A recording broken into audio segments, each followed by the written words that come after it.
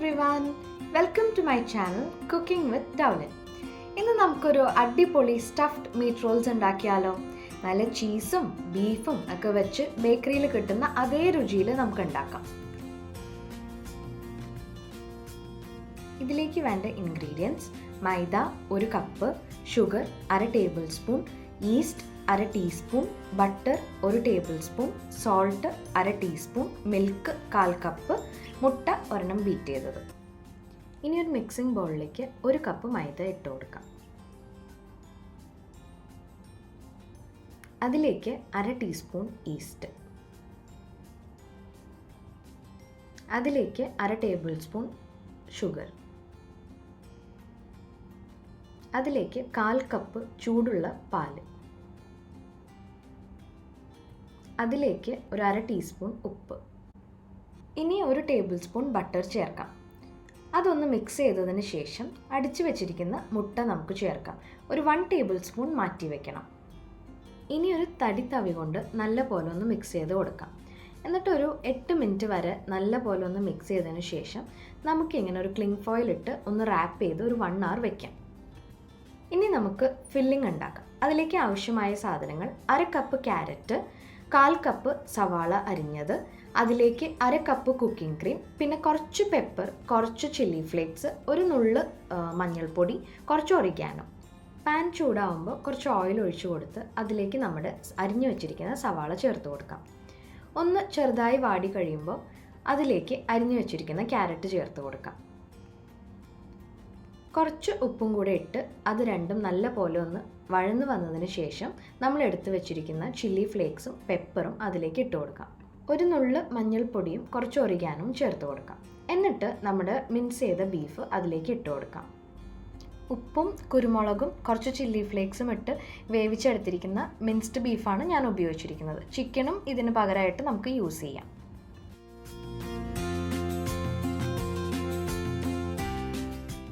എല്ലാം കൂടെ നല്ല പോലെ ഒന്ന് മിക്സ് ചെയ്ത് അതിലേക്ക് നമുക്ക് എടുത്തു വെച്ചിരിക്കുന്ന കുക്കിംഗ് ക്രീം ചേർത്ത് കൊടുക്കാം.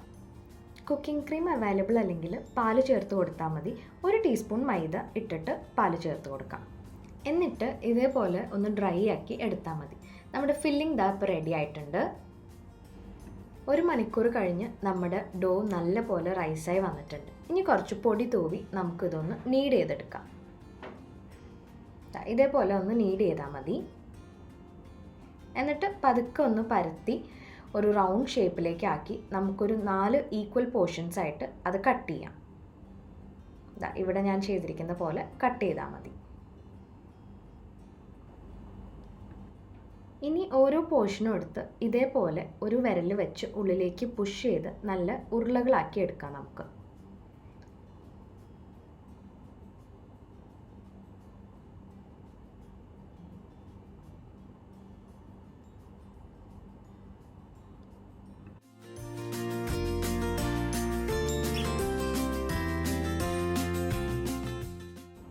നാല് പോർഷനും ഇതേപോലെ ഉരുളകളാക്കിയിട്ടുണ്ട്. ഇനി ഞാൻ ഇവിടെ ഒരു ഓവൽ ഷേപ്പിൽ ഇത് പരത്തിയിട്ടുണ്ട്.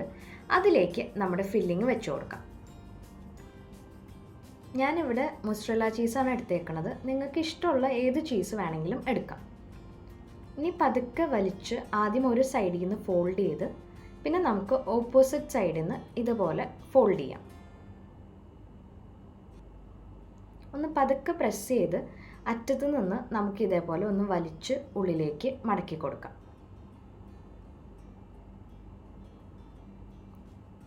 എന്നിട്ട് പതുക്കെ ഒന്ന് റോൾ ചെയ്ത് എടുക്കാം. ഇതേപോലെ ഒന്നും കൂടെ കാണിക്കാം. ആദ്യം ഒരു സൈഡിൽ നിന്ന് ഇതേപോലെ ഒന്ന് വലിച്ച് ഉള്ളിലേക്ക് ഫോൾഡ് ചെയ്യാം. എന്നിട്ട് ഓപ്പോസിറ്റ് സൈഡിൽ നിന്ന് ഇതേപോലെ തന്നെ ഒന്ന് വലിച്ച് ഉള്ളിലേക്ക് ഫോൾഡ് ചെയ്ത് കൊടുക്കാം.